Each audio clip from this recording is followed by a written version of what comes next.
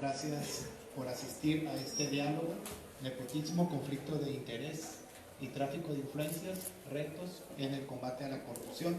Este es un esfuerzo que es parte de un programa llamado Border Hub y lo organizamos entre el International Center for Journalists, ICFJ, USAID, el Border Center, el Border Hub y Iniciativa Sinaloa. Les agradecemos su presencia y voy a presentar al moderador de este encuentro, el que va a dirigir este diálogo. Él es Patrick Butler. Él es vicepresidente de programas del International Center for Journalists. Patrick supervisa todo el personal del centro de que trabaja en programas de capacitación. Está encargado de plantear la agenda y las prioridades del centro en su trabajo internacional. Antes de empezar con el centro, estuvo por 5 meses en Nicaragua en 1999 capacitando a periodistas como becario en el programa de becas internacionales de prensa Knight. Laboró por 10 años como reportero y redactor del diario The State de Columbia, Carolina del Sur, donde cubrió temas generales, economía y finanzas y noticias especiales. Patrick realizó reportajes sobre América Latina y África. Antes de su ingreso a The State, Butler se desempeñó como periodista en los diarios St. Louis Post-Dispatch y San José Mercury News. En 1999, la Facultad de Periodismo de la Universidad de Columbia en Nueva York reconoció su proyecto sobre la inmigración latina a la región sur de los Estados Unidos como uno de los mejores ejemplos de cobertura de temas raciales y étnicos del año. Es licenciado en Periodismo y Español por la Universidad de Missouri. Muchas gracias, Patrick, muchas gracias a todos los panelistas y dejo en buenas manos este diálogo. Muchas gracias, Silver, y quiero dar una palabra de gracias a Silver y a Marlene León de la Iniciativa Sinaloa, que han hecho un trabajo muy grande en organizar este evento. Antes de empezar, quiero pedir disculpas para mi español.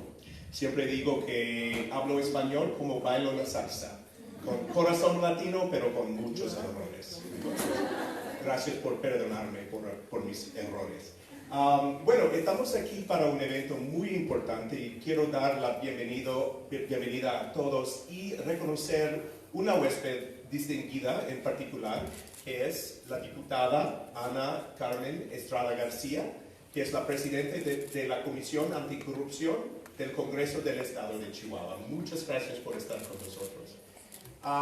Bueno, y después voy a presentar los panelistas en el evento y darles unas breves historias de su trabajo.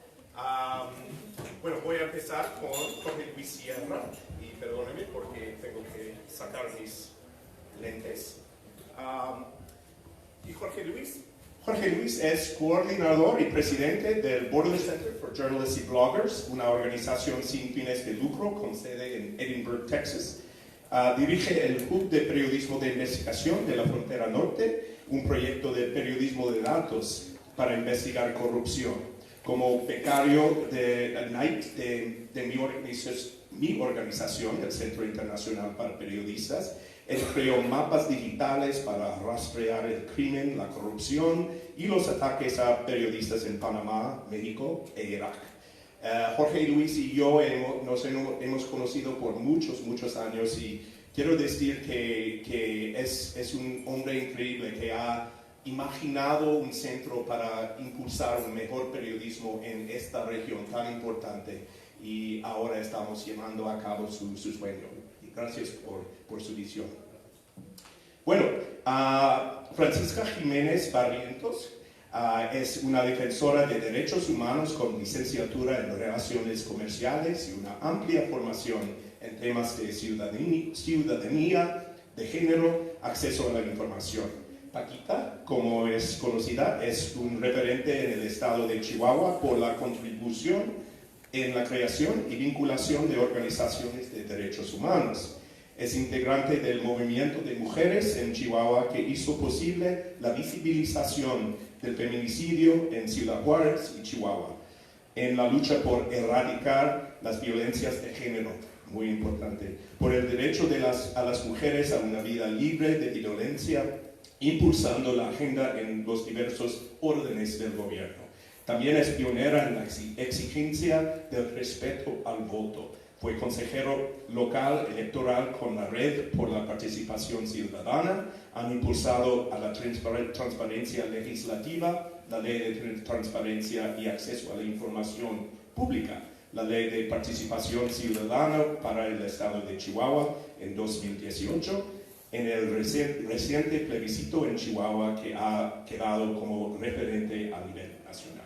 Gracias, Paquita. Y me falta Justine Dupuy, licenciada en Historia por la Sorbonne y en Periodismo por la Universidad de Estrasburgo. Justine ha ejercido al periodismo en Francia, en prensa regional y en la radio pública, antes de trasladarse a vivir en México. En este país ha trabajado desde más de 10 años en la organización de Fundar, liderando y coordinando proyectos sobre transparencia, acceso a la información, gobierno abierto, combate a la corrupción y libertad de expresión. Hoy es coordinadora del programa de combate a la corrupción y rendición de cuentas de Fundar. Y por fin, Adriana Esquivel, licenciada en Ciencias de la Comunicación, inició su carrera en el periodismo a inicio de 2012, en medios impresos y digitales en Chihuahua, como reportera de las fuentes Iniciativa Privada, Derechos Humanos, Campo y Gobierno del Estado. Actualmente es la directora editorial de la plataforma informativa independiente Raichali, la cual se especializa en la cobertura de pueblos indígenas y movimientos sociales. Además de reportera, trabajó en la Ciudad de México como editora de las secciones nacionales de Capital y el periódico El Sur de Guerrero. Entonces, como pueden ver, tenemos un muy buen panel para explorar el tópico de hoy, el tema de hoy, que es la corrupción, pero sobre todo vamos a enfocarnos en nepotismo, conflicto de interés y tráfico de influencias. ¿Y por qué esos temas? Bueno, la iniciativa Sinaloa hizo un estudio de los reportajes de la región norte del país sobre corrupción, y descubrieron que esos tres temas son las que dominaron la cobertura de corrupción. Muchas veces pensamos en corrupción como el soborno, que es obviamente un acto de corrupción, pero esas tres maneras o tipos de corrupción son un poquito más sutil y por eso quizás más peligroso. Vamos a definir qué son esos tres tipos de corrupción, empezando con, quiero decir que no es solamente una cosa ética, evitar nepotismo, conflictos de interés, etc. Es un tema de la ley también, porque en la Ley General de Responsabilidades Administrativas se define nepotismo como actuar en el interés para dar beneficios a personas con las que tenga lazos de parentesco por consanguinidad hasta el 4º grado, de afinidad hasta el 2º grado, o vínculo de matrimonio o concubinato. Entonces, eso es escrito en la ley. Conflicto de interés es la posible afectación del desempeño imparcial y objetivo de las funciones de los servidores públicos en razón de intereses personales, familiares o de negocios. Y por fin, tráfico de influencia en la misma ley se define como una persona que utilice la posición que se empleó, carga o comisión le confiere para incluir a que otro servidor público efectúe, retrase u omita realizar algún acto de su competencia para generar cualquier beneficio, provecho o ventaja para sí o para alguna de las personas con quien está pariente o amigo o cosas así. Entonces esas son las definiciones de nepotismo, conflicto de interés y tráfico de influencias. Bueno, una palabra breve sobre el proceso. Voy a dirigir algunas preguntas al panel en general, después a algunos miembros del panel específicamente.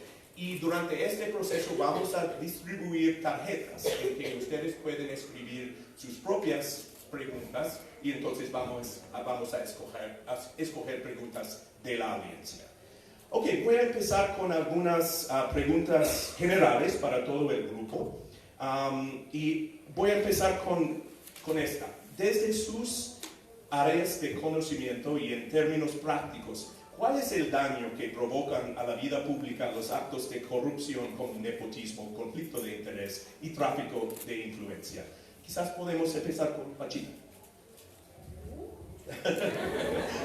Una pregunta muy grande, ¿no? Así es. Bueno, primeramente pues agradecer que me hayan tomado en cuenta para estar aquí en este panel y poder compartir con ustedes una visión desde una persona, derecho humanista, que tiene muchos años trabajando desde la sociedad civil, tratando de que las cosas cambien. Entonces yo les podría decir, bueno, pues estos términos, nepotismo, conflicto de interés y tráfico de influencias, representan una muestra de conductas corruptoras que frecuentemente son fuente de corrupción para instituciones tanto públicas como privadas. Y en este sentido, pues a mí me gustaría enmarcarlo porque lo pienso, el gran conflicto de interés es cómo vivimos en un sistema de botín y la aspiración que tendríamos las personas o mucha ciudadanía que trabaja desde la sociedad civil es tener un gobierno que respetara lo que dice el artículo 1 constitucional como una obligación que tiene de velar por la garantía de los derechos humanos para las personas. Ese es el gran conflicto de interés que yo veo como un marco de referencia. Y el sistema de botín, pues esto viene desde Edad Media, como en las guerras, como los guerreros que vencían una ciudad se repartían, despojaban y era como un premio, pero luego pues casi se hizo como un derecho, el derecho al despojo. Y entonces al final esto mismo se volvió como un incentivo para seguir armándose y estar en guerra. ¿Para qué? Para seguir con estas prácticas.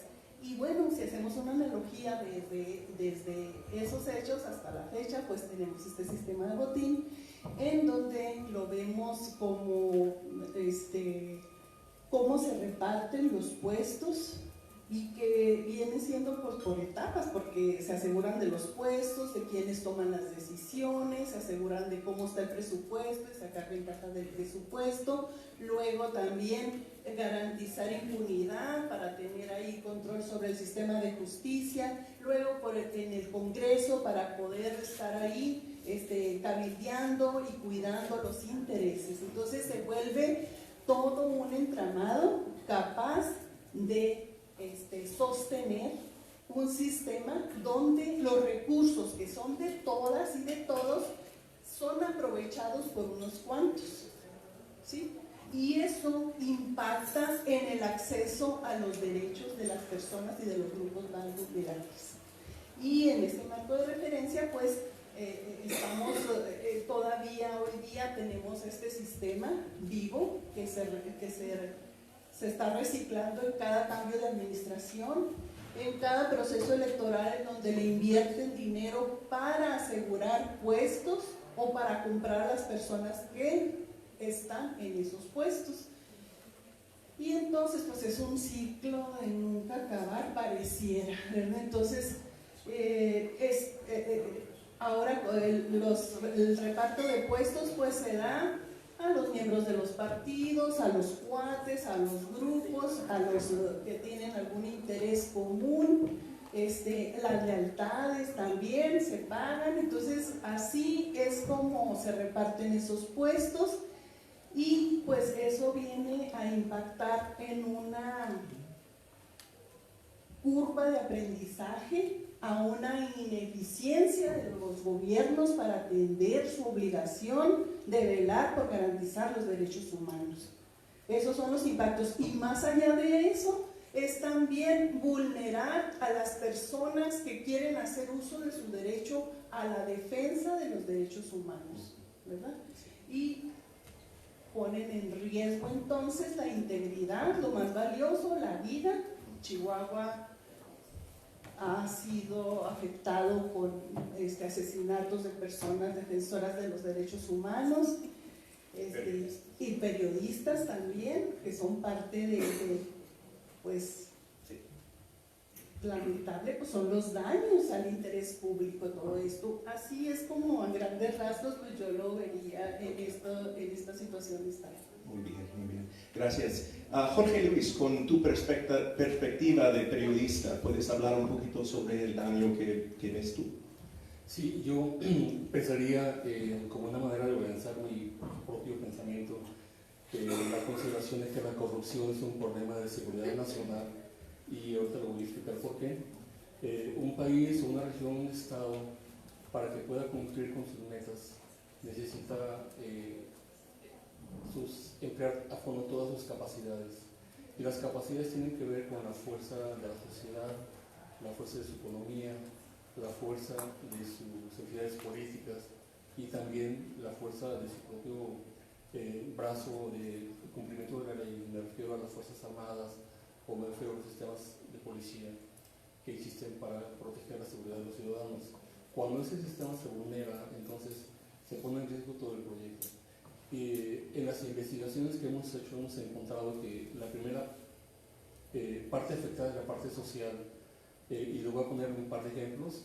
El ejemplo de una investigación que recientemente publicamos en diciembre, que narra cómo después de la tragedia en la guardería ABC en el estado de Sonora, se creó un fondo dedicado al auxilio de las víctimas, de los familiares y de los sobrevivientes, de los niños sobrevivientes del incendio. Ese dinero fue administrado a través de una entidad especial que creó el IMSS en Sonora para poderle darle fondos a través de un fideicomiso a las víctimas, a los familiares. La persona que estaba ejerciendo esos fondos empezó entonces a abrir contrataciones públicas para utilizar ese dinero, y los socios más importantes o las empresas más importantes que obtuvieron contratos fueron los hermanos de las hermanas del administrador, pero fueron los esposos de las hermanas del administrador. Entonces la mamá de esos hermanos también obtuvo contratos, daba contratos de organización de eventos, daba contratos. Ellos se empezaron a enriquecer no solamente porque obtuvieron contratos, cuando nunca antes habían obtenido contratos del gobierno del estado ni del gobierno federal, sino porque incrementaron los precios de los medicamentos que iban a dar a los niños. Entonces, cuando los niños tenían una cierta cuota de dinero para poder curar sus heridas, resultaba que ya se había agotado la cuota porque se habían aumentado los precios de los medicamentos, y lo que se encontraba en las farmacias se había comprado por parte del gobierno a 3, 4, 5 veces su valor. Entonces las primeras víctimas eran las familias. Lo mismo ocurre en un análisis, en un reportaje que hizo el semanario Z como parte del proyecto que dirijo de la corrupción en el municipio de Ensenada, Baja California, en donde el alcalde, el ex alcalde que ahora está sujeto a proceso, desvió recursos hacia la nómina donde estaba su hijo y donde estaban otras personas de su familia, y ocupó presupuesto que era necesario para mejorar el drenaje de la ciudad de Ensenada. La reportera que hizo ese reportaje fue a las comunidades afectadas, y las comunidades seguían entonces con el problema de la falta de drenaje, con problemas de enfermedades gastrointestinales, infecciones en la piel, respiración del polvo, etcétera, lodo, enfermedades pulmonares, porque el municipio había desviado recursos que no se habían creado. Se lastima el tejido social de una manera muy profunda y que a veces no sabemos reconocer, o no lo conocemos porque no hay investigaciones sobre esos temas, ¿no? O no alcanzan las investigaciones. Cuando se empiezan a contaminar los otros lados, porque hubo una contaminación también ocurre en el ámbito político, porque son funcionarios públicos que abusan su poder para ejercer el dinero en provecho personal. Entonces se empieza a lastimar lo que yo llamaría como el poder político.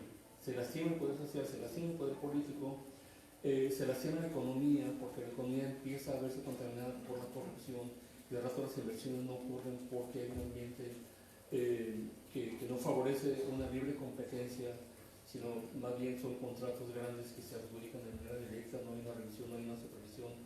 Es decir, se empieza a afectar la economía de la región, del país, del municipio o del estado, y eso termina desafortunadamente por crear un caldo destructivo para que vengan grupos de la delincuencia organizada que empiezan a comprar esas partes ya infectadas del país, tanto de la sociedad como del estado. Y ahí es cuando se pone el riesgo todo. Ahí es cuando el crimen organizado empieza a tomar, a ganar la batalla, y hay municipios que consideramos prácticamente perdidos, donde no hay libertad de expresión. La prensa no publica absolutamente nada porque el poder político está corroído por el poder criminal, y el poder criminal se vuelve Estado, se vuelve autoridad, da licencias, permite el confiscamiento de autos, controla calles, controla la policía, controla todo. Entonces ahí es cuando realmente la viabilidad de un país se pone en riesgo, y es por eso que yo creo que la corrupción es un problema de seguridad nacional. Gracias. Adriana, me imagino que cubriendo las comunidades que cubres, has visto muy personalmente el daño que puede causar esos tipos de corrupción. ¿Nos puedes dar algunas ideas sobre eso? Claro, antes de a lo mejor abordar el tema de las comunidades, yo creo, bueno, Paquita me lo puso un poco difícil, dio muy bien el panorama de Chihuahua, pero yo sí creo que el principal daño de estos actos de corrupción que hay para la sociedad es la normalización. O sea, a donde vamos, la gente dice, bueno, yo lo veo mucho en los comentarios, ¿no? Sale algún tema de conflicto de interés y la gente ya no se sorprende, ya dice es lo normal. O incluso cuando uno quiere hacer un trámite, está tan normalizado que, yo tengo un primo, voy con mi primo para que esto sea más ágil. Lo mismo pasa, ahora sí, en las comunidades. A mí me ha tocado platicar con gente que tiene problemas en términos de seguridad, ¿no? De desplazamiento. Y cuando uno pregunta, bueno, ¿por qué no vamos, denunciamos? Dicen, es que son los mismos, ¿a quién lo voy a denunciar? Y está tan normalizado que lo que genera eso es silencio. Y no hay una atención, porque también las voces, las personas que son víctimas, que son sobrevivientes de esto, el miedo no los deja llegar a una denuncia o buscar justicia, porque claro, no hay confianza. Y en vez de que todos estuviéramos trabajando en ver cómo podemos cambiar eso, lo normalizamos y permitimos que siga pasando. Otro de los daños que yo creo, lo comentaba Paquita al final, es que aquí lo hemos pagado con la vida, tanto de activistas, de gente de la sociedad civil que ha sido muy valiente en denunciar un acto. Incluso en los compañeros reporteros tenemos casos de desplazamiento, de asesinatos muy graves, y tampoco como periodistas siento que no hemos sabido comunicarle a la gente porque eso nos afecta a todos. ¿Qué pasa cuando hay protestas? La gente está pensando en, ni les van a hacer caso, porque normalizamos la violencia, porque normalizamos la corrupción. Y yo creo que ese sería el principal daño que hay a la sociedad. Justin, tú tienes una perspectiva quizás nacional, porque estás con Fundar, que es una organización que trabaja en todo el país. ¿Puedes hablar un poquito sobre ese daño con esa perspectiva? Sí, creo que realmente se ha abordado en general en los daños, ¿no? El impacto que tiene la corrupción sobre la sociedad. Entonces, cuando hablamos justamente de conflicto de interés, de nepotismo, de tráfico de influencia, el daño evidente es que primero lleguen al poder, a ejercer el poder, personas que no forzosamente son capaces, ¿no? Porque justo es el primo, es la esposa, porque alguien los metió aquí por otras razones, y que entonces van a tomar decisiones que no que no son para el interés público, para el bien público, sino que son para intereses privados, ¿no? Y ahí, en efecto, podemos hasta hablar de captura, ¿no? Como un poco lo decía Paquita, que al final son intereses que pueden ser familiares, son intereses que pueden ser de una élite económica, que es también élite política, que se mantiene en el poder, o hasta el crimen organizado, ¿no? Entonces hablamos de captura.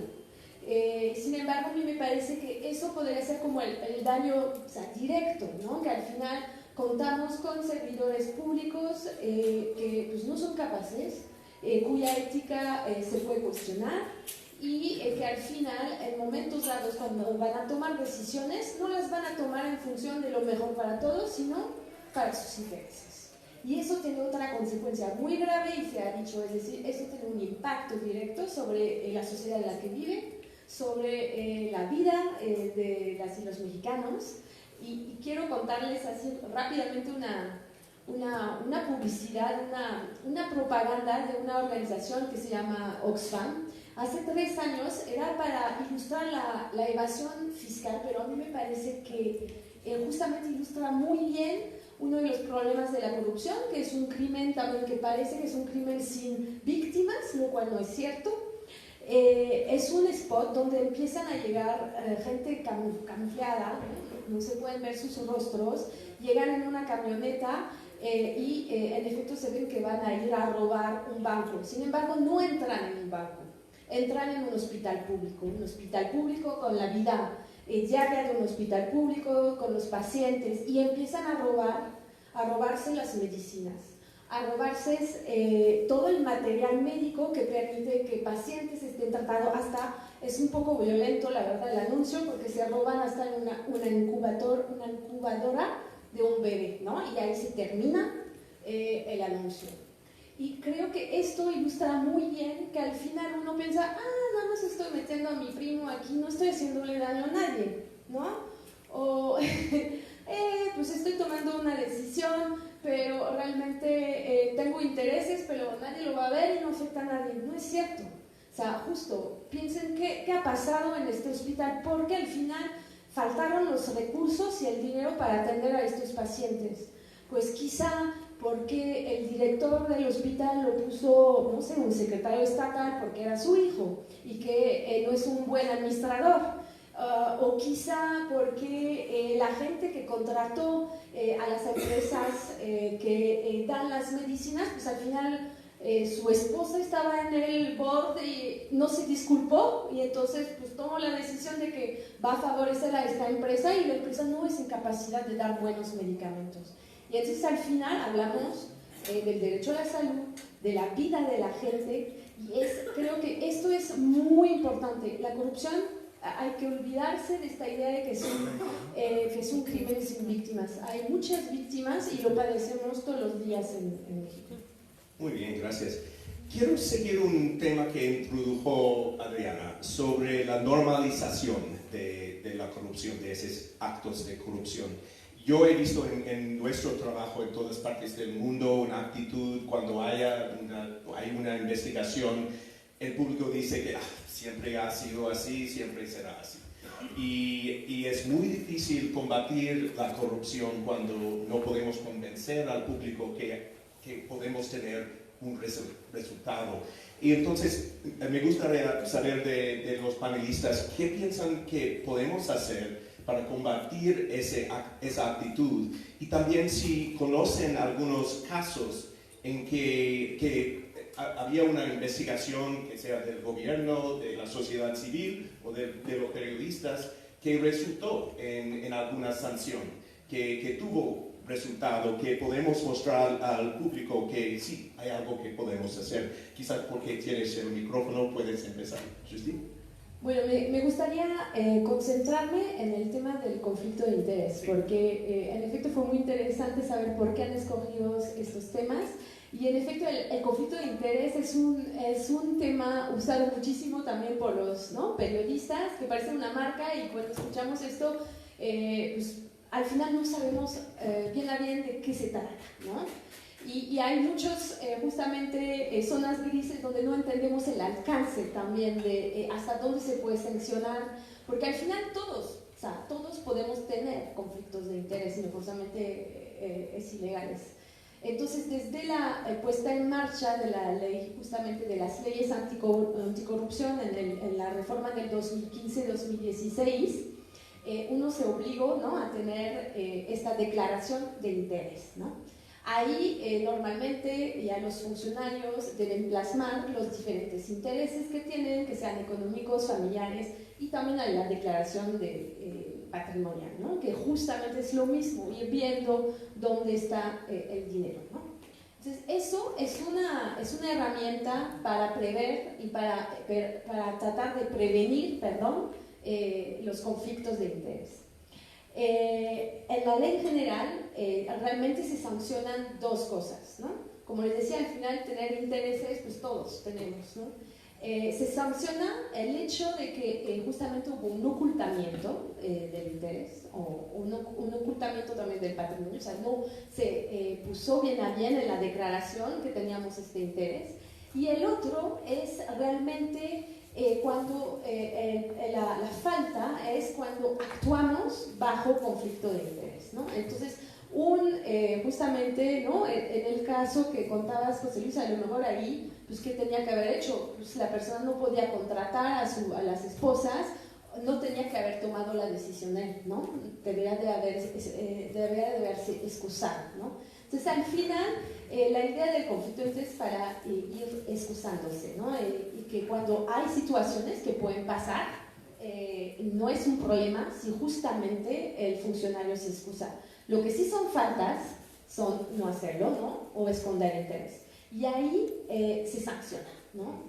Quiero decirles que con el Sistema Nacional Anticorrupción hay faltas no graves, hay faltas graves y luego hay delitos, ¿no? El tema de justamente del ocultamiento o de actuar bajo conflicto de interés es una falta grave y normalmente puede ser sancionada por los tribunales de justicia administrativa. A nivel federal todavía nos faltan algunos integrantes magistrados del Tribunal de Justicia Administrativa.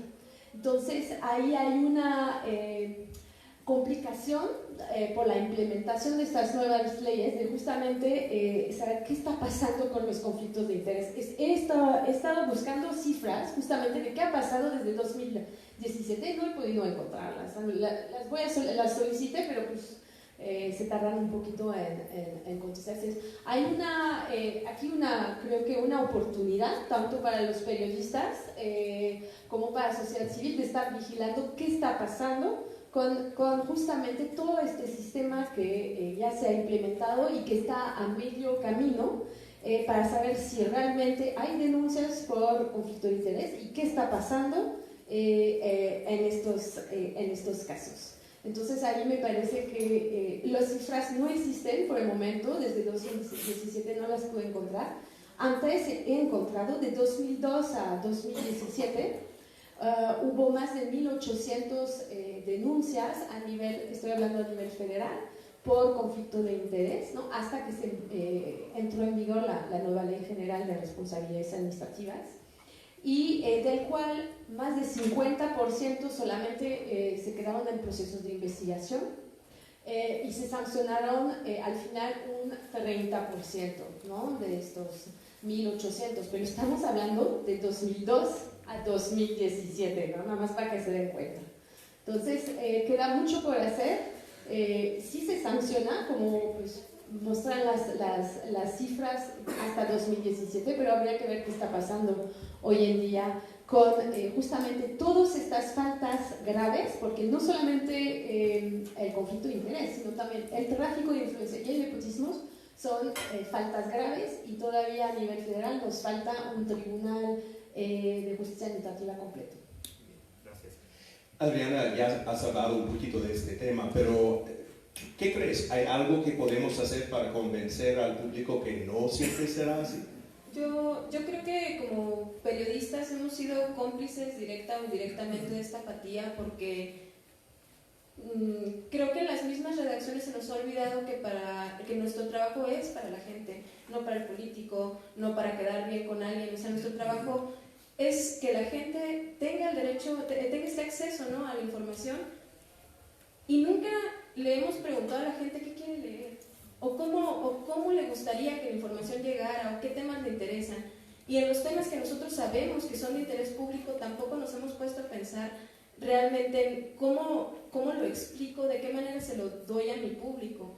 Nosotros en Raichari tenemos un público muy específico por los temas que cubrimos, pero también hemos logrado captar la atención de otras personas. Bueno, los medios, yo siento que no hemos hecho ese ejercicio, nos incluyó, de decir, bueno, ¿qué es lo que a la gente le interesa y cómo le podemos dar la información de una manera pues, más amigable?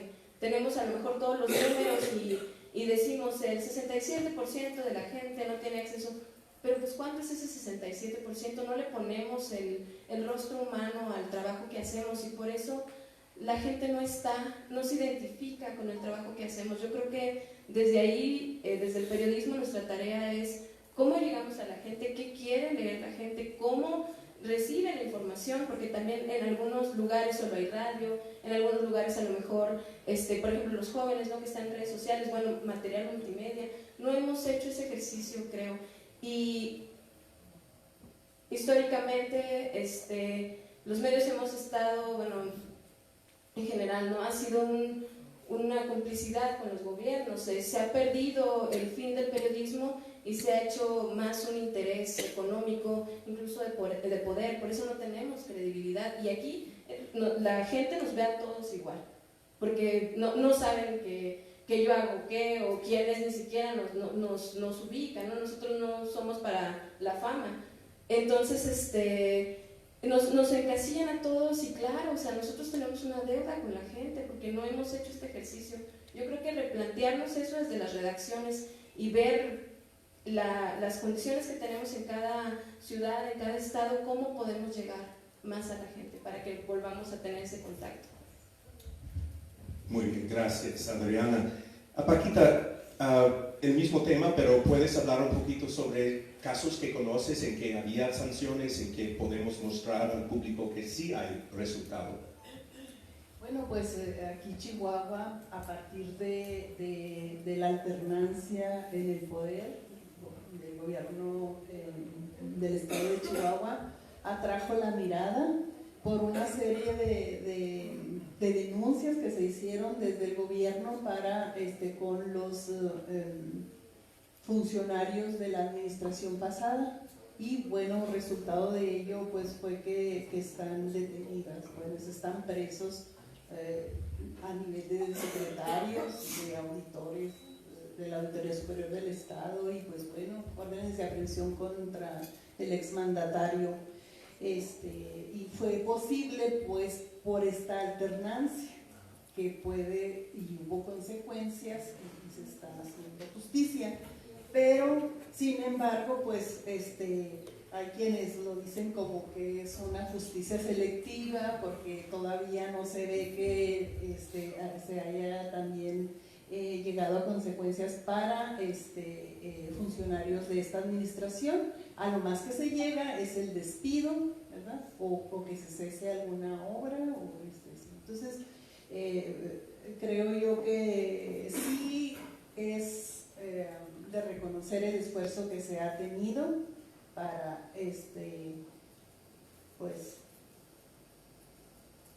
hacer, es que Chihuahua vivió una noche oscura de un saqueo, era mucha la ofensa. Entonces bueno, pues también hay ese compromiso, y por eso yo creo ganaron este gobierno actual, pero sí nos están quedando a deber, porque sí, como lo decía ahorita, que están normalizadas muchas prácticas, también necesitamos mecanismos eficaces para que en lo chiquito se vea que también hay un cambio. Y yo creo que en la medida de que se identifiquen más estas conductas, que se señalen y que haya un mecanismo claro para que sea un proceso que llegue a una consecución, ya sea de una sanción, en esa medida también la gente va a tener más confianza en poder denunciar. Aquí, por ejemplo, el Poder Judicial es una muestra palpable del nepotismo que se vive. O sea, colocas a una y el otro te coloca a otra pariente, familiar, es una muestra palpable de los extremos, ¿verdad? Yo aquí también quiero señalar, por ejemplo, en el sector salud se ha hablado de lo que fue el despojo en cuanto al sector salud con el medicamento. Eso no solamente lo vivió Chihuahua, sino lo vivió todo el país, ¿verdad? Y aquí en Chihuahua, por ejemplo, pues a mí, si me preguntan, yo quisiera que toda esa gente no quedara impune en su proceder, cómo se hicieron ricos, cómo hubo falsificación de documentos, conflicto de interés, tráfico de influencias, una serie de cosas y que están en la impunidad. Pues claro que quisiera uno más. Y bueno, yo señalaría la importancia de la participación ciudadana, porque les quiero compartir que inicié mi trabajo en los asuntos públicos a partir de un problema en mi colonia, en mi comunidad, pero a lo más que se llegó es a suspender una obra carente de respeto a la normativa y donde había tráfico de influencias y todo, pero a lo más que se llegó es a detener la obra. Y así se han dado casos también recientes el año pasado, que se quería imponer la construcción de una gasolinera afectando un lado del Cerro Grande aquí en Chihuahua, y fue la participación ciudadana la que logró suspender, pero no así que se investigue, porque hacen como que tienen todo arreglado con sus documentos cuando no, se les descubre. Pero eso fue por el esfuerzo ciudadano, cuando las autoridades deberían de hacer su trabajo para que eso se respetara, pues, la normatividad. Entonces, ahorita también aquí en Chihuahua, y he de reconocer a este gobierno, también cómo apoyó la promulgación de una ley de participación ciudadana, que nosotros la consideramos como una herramienta anticorrupción poderosa, ¿verdad? Porque también aquí en el pasado mes de noviembre llevamos a cabo un plebiscito para un proyecto que tenía el municipio de Chihuahua, Iluminemos Chihuahua, que olía desde lejos a corrupción, y fue la participación ciudadana la que hizo que este plebiscito diera marcha atrás a ese proyecto de miles de millones de pesos. Entonces, consideramos que es importante la participación ciudadana, es importante que las instituciones también no solamente le apuesten a la persecución, ahora con la ley de responsabilidades administrativas, sino a la prevención. Y ahorita en otro momento pues les platico lo que estamos haciendo, pero de casos aquí en Chihuahua pues sí tenemos algunos, pero pues la sanción social, sí mucho, detener las obras, las renuncias, pero no que se normalice un proceso que sea pues imparcial, ni que se pueda tener suspicacias de que es como una venganza política, o sea, que se normalice, que cualquier persona también se le garantice su anonimato en dado caso, o que no ponga en riesgo su integridad por motivo de denunciar este tipo de prácticas. Ok, muy bien. Regresando al tema de la participación ciudadana, eso me hace pensar en el proyecto que lanzaste, Jorge Luis, en Panamá, que tenía la base del programa era involucrar al público en la investigación de problemas. ¿Qué piensas sobre el papel del periodismo en estimar o estimular la participación ciudadana en los esfuerzos anticorrupción? Gracias, Patrick, por traer eso al panel. En resumen, y solamente para poner en contexto lo que dice Patrick, en uno de los momentos en que yo fui Night Fellow del Centro Internacional para Periodistas que estuve en Panamá, desarrollando un mapa de criminalidad y de corrupción digital. Y el mapa reunía las denuncias de las personas ciudadanas que llenaban una forma en internet o mandaban un mensaje de texto denunciando hechos de corrupción o hechos de criminalidad. Y nosotros curábamos esa información y se la presentábamos a los medios para que los medios hicieran las investigaciones y pudiéramos lograr un impacto en la sociedad de Panamá. Citaría 3 ejemplos, solamente algunos pueden ser quizá considerados casi comunitarios de muy pequeña dimensión, pero yo creo que para la gente que recibió el impacto significó mucho. Uno es la denuncia de un puente que comunicaba a la ciudad de Panamá con otra comunidad cercana, colindante, y del lado de Comondú, era el barrio, había una serie de pandillas que habían tomado el control del puente.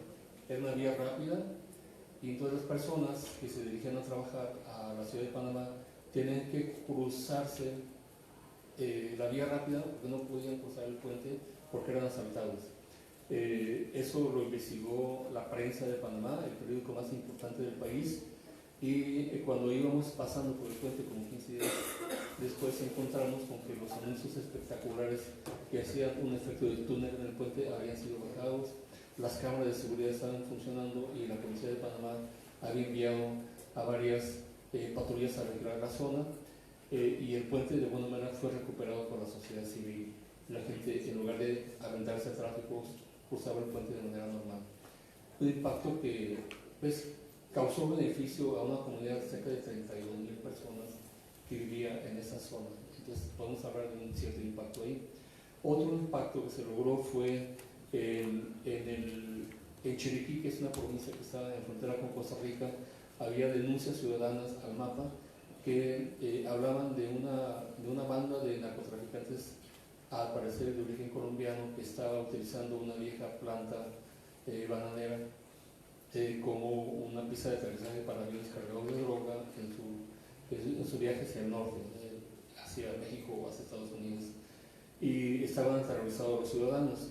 Nosotros no podíamos dejar esa investigación en manos de periodistas de la provincia de Chiriquí porque primero no habíamos iniciado la capacitación de periodistas y era extremadamente riesgoso acercarse a la comunidad, así que lo que decidimos hacer, que es parte de lo que hace en México la iniciativa Sinaloa, es tomar la información, quitar todo aquel elemento que identificara a la persona que había presentado la denuncia y ponérselas en manos del jefe de la Policía Nacional panameña. Y como en Panamá no hay ejército, hay una sola Policía Nacional que integra todo, entonces la Policía Nacional tiene la Fuerza Aérea. Mandaron aviones de reconocimiento a la zona, mandaron las unidades de la Policía Nacional y entonces lograron recuperar esa finca y evitar que los narcotraficantes colombianos la siguieron utilizando como pista de aterrizaje. Y eso regresó la paz a esa comunidad. No sé si para siempre, pero por lo menos en ese momento fue un periodo de paz. Yo creo que el periodismo sí puede hacer una serie de cambios. No creo que el periodismo automáticamente cuando publica un reportaje pueda lograr el cambio inmediato. Se necesita realmente la comunicación y la participación de muchas entidades. Yo creo que es muy importante la sociedad civil, los congresos, autoridades honestas en el servicio público para que ese impacto se pueda lograr. Quizá añadiría una ventana de oportunidad y yo creo que yo como periodista no podría dejar pasar el hecho de que una colega investigadora, periodista, mujer, fue asesinada hace 3 años aquí en Chihuahua. Entonces me refiero a Miroslava Brecht. Ella fue una mujer valiente que investigó la corrupción. Hablaba de esa corrupción que yo le mencionaba en el principio, de la corrupción de candidatos al puesto de alcalde, en ese caso de su municipio de origen, Chinipa, si no me equivoco, en donde el candidato era al mismo tiempo pariente o familiar de una de las bandas más importantes de la delincuencia organizada en la comunidad. Ella era candidato de uno de los partidos que estaba contendiendo. De hecho, investigó que encontró que varios candidatos de diferentes partidos estaban vinculados con ese u otros grupos criminales. Miroslava fue asesinada en su casa cuando ella estaba llevando a su hija a la escuela. En la mañana fue sometida a vigilancia antes de ser asesinada y ha dejado realmente una herida en el corazón de todas las personas en Chihuahua a partir de eso. Yo creo que es algo que no se ha logrado restituir y que abre una ventana de oportunidad. Entonces la ventana de oportunidad yo creo que va para todos, ¿no? Porque todos de alguna manera tenemos algo que decir, que hacer. después del asesinato de Miroslava. Yo creo que lo que nos toca a nosotros como periodistas, claro, está eso, cómo poder hacer, por ejemplo, que el periodista de Chiriquí investiguen eso, capacitándolos, entrenándolos, ayudándolos a entender el riesgo, a reducir el riesgo, a poder ser más digamos, claros al momento de tomar decisiones, poder estar ejerciendo ayuda solidaria entre ellos para poder evitar problemas, reducir problemas. Muchísimas gracias. Y eso yo creo que en el futuro puede lograr que haya más investigaciones periodísticas que logren más impactos, y eso creo que es la oportunidad que tenemos por delante. Bien, gracias. Bueno, yo sé que Marlene está repartiendo las tarjetas para las preguntas de la audiencia. Bueno, por favor, escriben preguntas, comentarios, no, más preguntas estamos buscando. Muy bien. Y Jorge Luis, voy a empezar a algunas preguntas específicas para hablaste un poquito de la situación de la periodista Miroslava y el peligro para los periodistas. ¿Puedes hablar un poquito sobre cómo, cuando estamos capacitando a periodistas, y eso aplica a los defensores de derechos humanos también, son profesiones muy peligrosas para aquí en el norte de México? ¿Cómo impulsamos investigaciones, pero a la vez asegurando que los periodistas lo hacen seguramente, que no estamos poniendo en riesgo los periodistas que investigan? Primero, creo que la capacitación o el profesionalismo de las personas que ejercen el periodismo es el primer escudo. Mientras más profesionales y más éticos sean, más seguros van a estar. Eso no quiere decir que la honestidad o el cumplimiento del marco ético sea un escudo contra balas, no quiero decir eso, pero sí quiero decir que una persona que hace su trabajo de manera honesta, que está persiguiendo, como decía Mariana, el interés de la comunidad, que está investigando el interés de la comunidad, que le da voz a los que no tienen voz, que está hablando casi en representación de aquellos que no pueden expresarse públicamente, ese periodista, esa periodista está segura porque puede recibir el apoyo de esa comunidad en principio. En segundo lugar, creo que es muy importante ahora que las personas que nos dedicamos al periodismo entendamos que hay que hacer análisis de riesgo. Eso es parte importante de nuestra profesión. Ya no es posible hacer periodismo si no hay un análisis de riesgo. Y eso significa reconocer nuestras propias vulnerabilidades y nuestras fortalezas y evitar que las vulnerabilidades sean explotadas. Eso implica proteger muchas cosas, proteger los vínculos que tenemos con la familia, proteger la representación de nosotros en las redes sociales, porque estamos regalando información a personas que nos pueden hacer daño, es proteger la seguridad de nuestros equipos, nuestras comunicaciones. Cuando nosotros hablamos con fuentes que nos revelan corrupción, tenemos la obligación ética de proteger su identidad, su domicilio, su teléfono, pero si nosotros no somos cuidadosos en la información que guardamos en los dispositivos, estamos de alguna manera involuntariamente, podemos ocasionar un daño a ese fondo. Nuestro deber es protegerlo. Por eso es tan importante la seguridad digital, porque estamos cuidando no solamente nuestra seguridad, sino la seguridad de las fuentes. Y creo que la otra parte que es muy importante es la seguridad emocional. Yo estuve aquí en Chihuahua hace 3 años, que fui a la semana de que mataron a Miroslava a dar un curso de seguridad para periodistas, y me encontré que realmente había mucha desazón emocional después de eso. Entonces no hemos aprendido todavía a poder cuidarnos emocionalmente, a poder, digamos, establecer una vida balanceada y cuidar nuestra propia integridad emocional. Entonces el periodismo se ha vuelto una profesión muy complicada en México, y esto ha dado como resultado que quienes empezamos el periodismo no estemos tan bien emocionalmente, ¿no? Sobre todo cuando hay un asesinato, una agresión, una amenaza. Es necesario recuperar esa parte emocional, y se recupera, yo creo que volviendo viejos valores que están ahí, simplemente tratando de evitar vicios. Yo creo que es muy claro, y lo digo de manera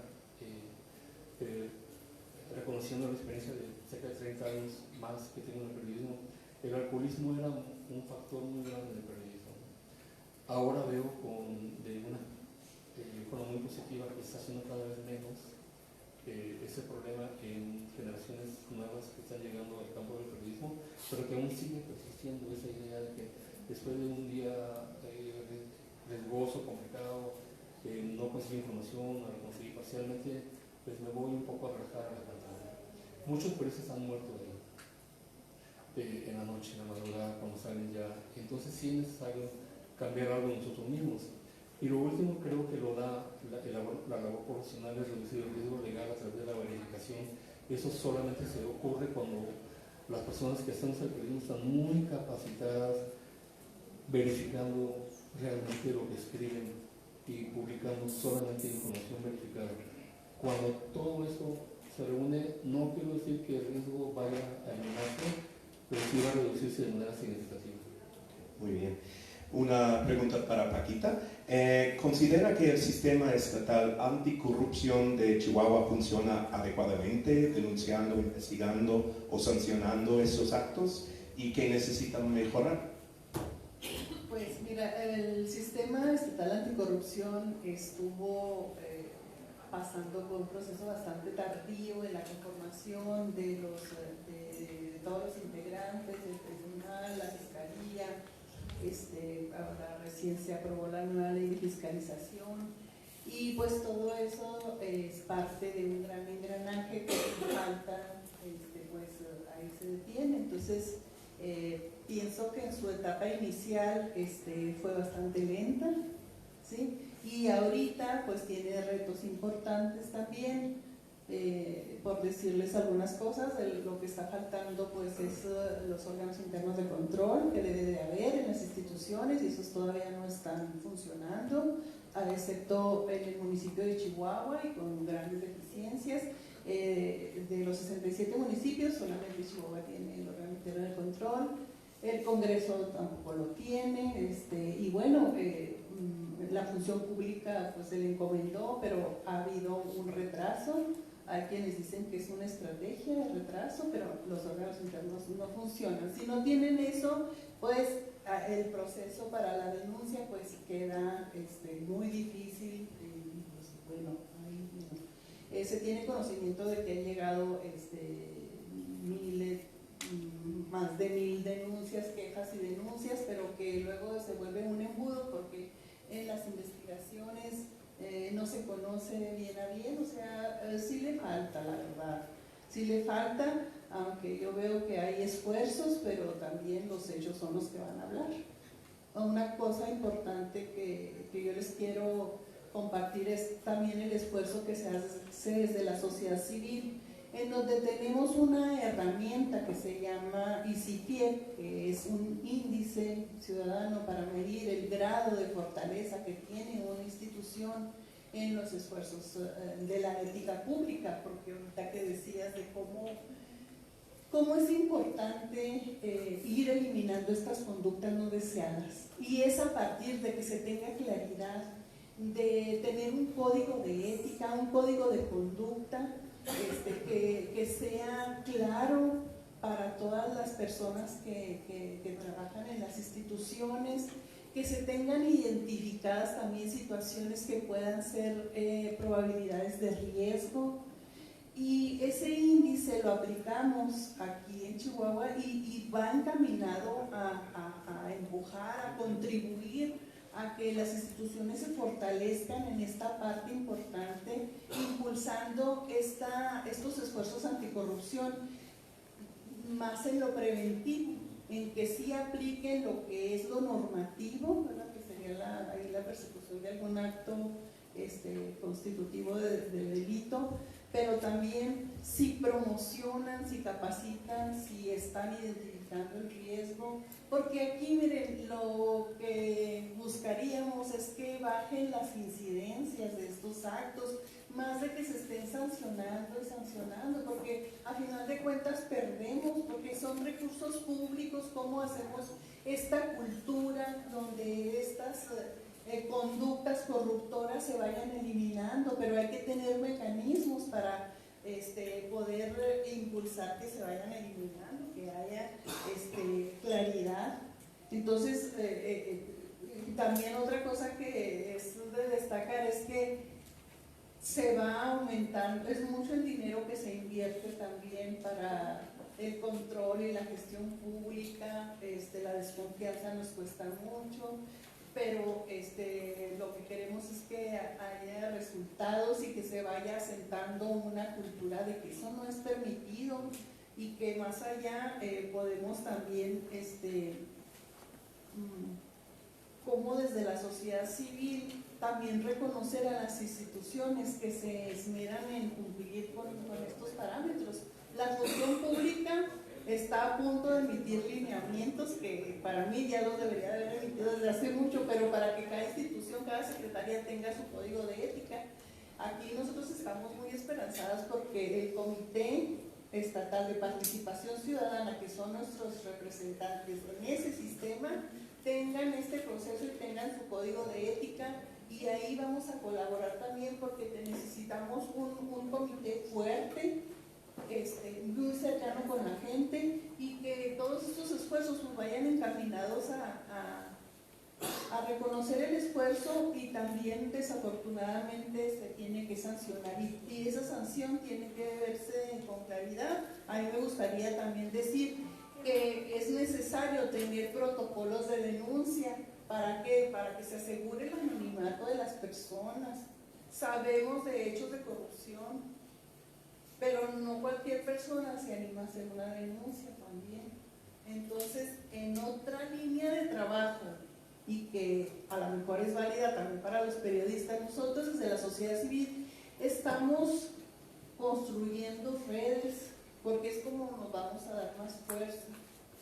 Vamos construyendo ciudadanía en los temas anticorrupción, pero también estamos haciendo este frente de esfuerzos colectivos de varias organizaciones, y que para el mes de marzo tenemos planeado hacer un evento importante que le vamos a llamar Denunciatón. Vamos a hacer denuncias de una forma colectiva para ayudarnos también a proteger, porque el riesgo también está ahí latente, y nos gustaría, pues les vamos a invitar para que lo conozcan, pero tiene como objetivo también ir viendo todos los obstáculos que se presentan, darle seguimiento por un grupo amplio de ciudadanas y ciudadanos. Eso va a ser como para el mes de marzo.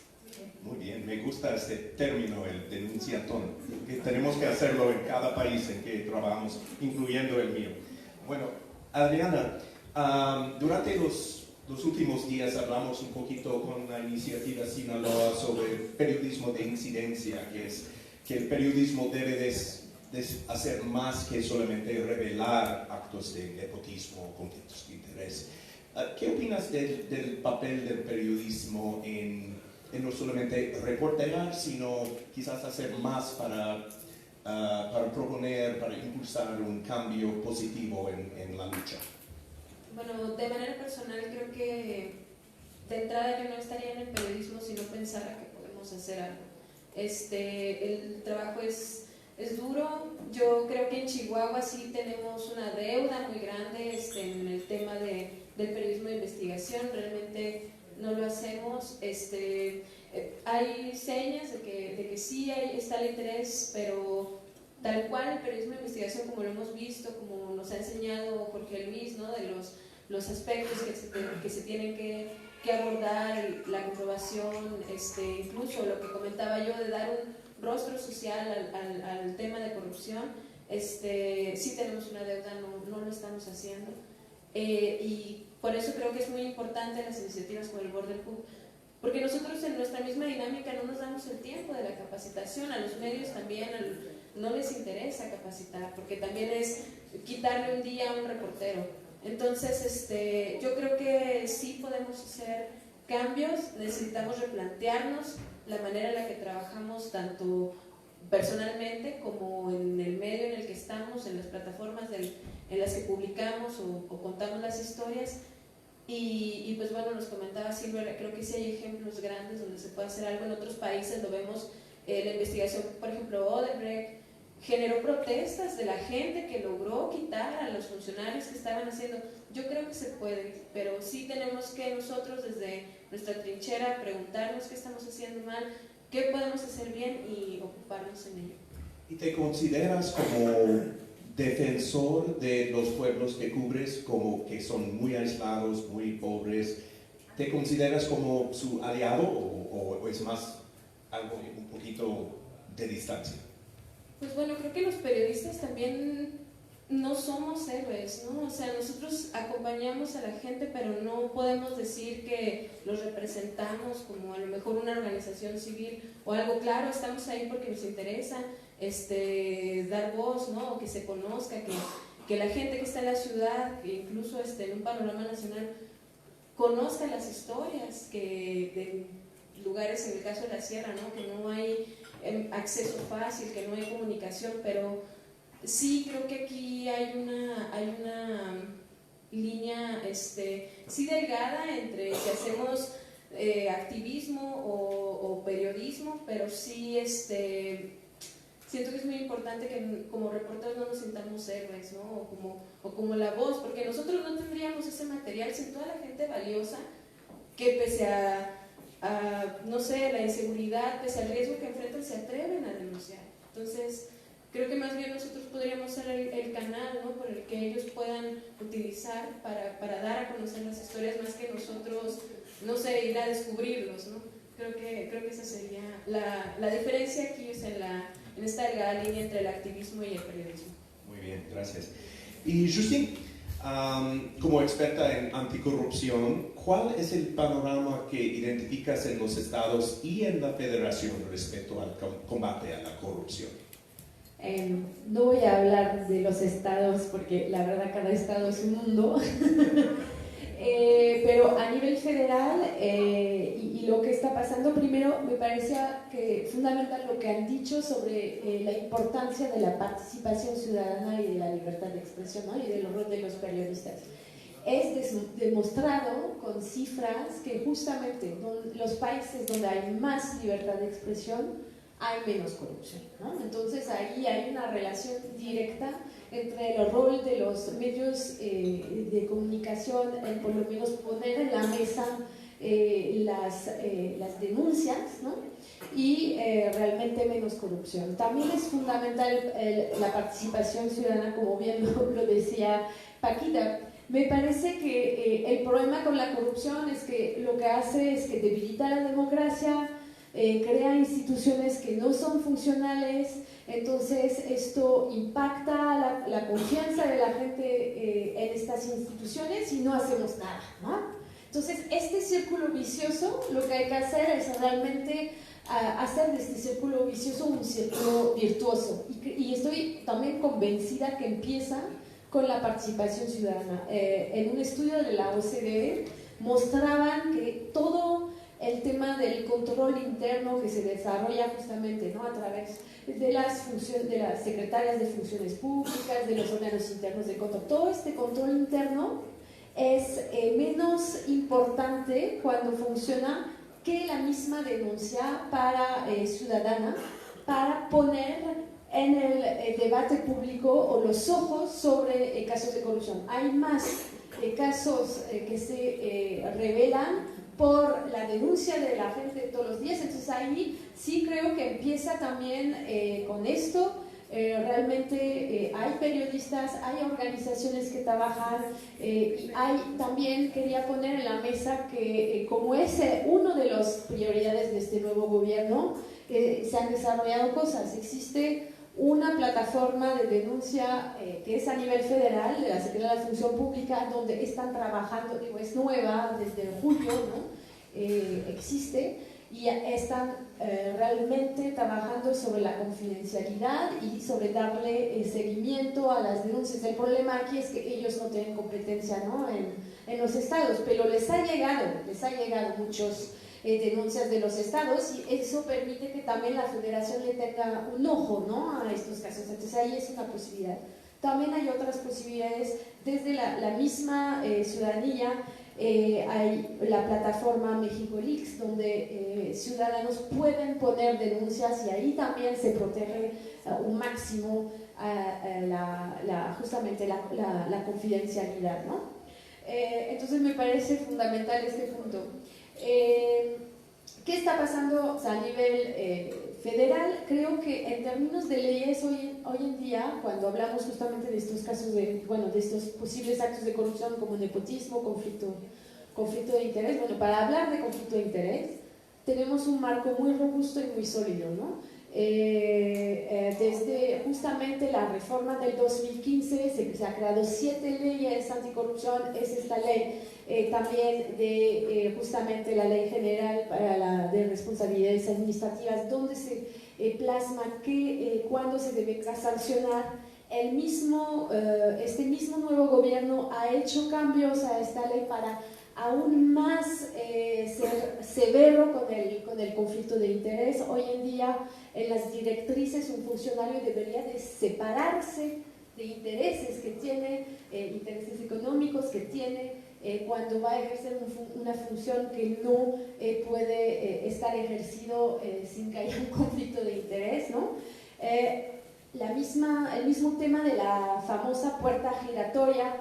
En la ley de austeridad realmente México se fue un poquito lejos porque son 10 años de prohibir a un funcionario ejercer un trabajo en una empresa privada del mismo sector, ¿no? 10 años no se ha visto en el mundo porque en Estados Unidos, en Canadá son 5 años, 10 años es enorme. Entonces creo que tenemos hoy en día un marco legal de avanzada bastante severo en ciertos casos.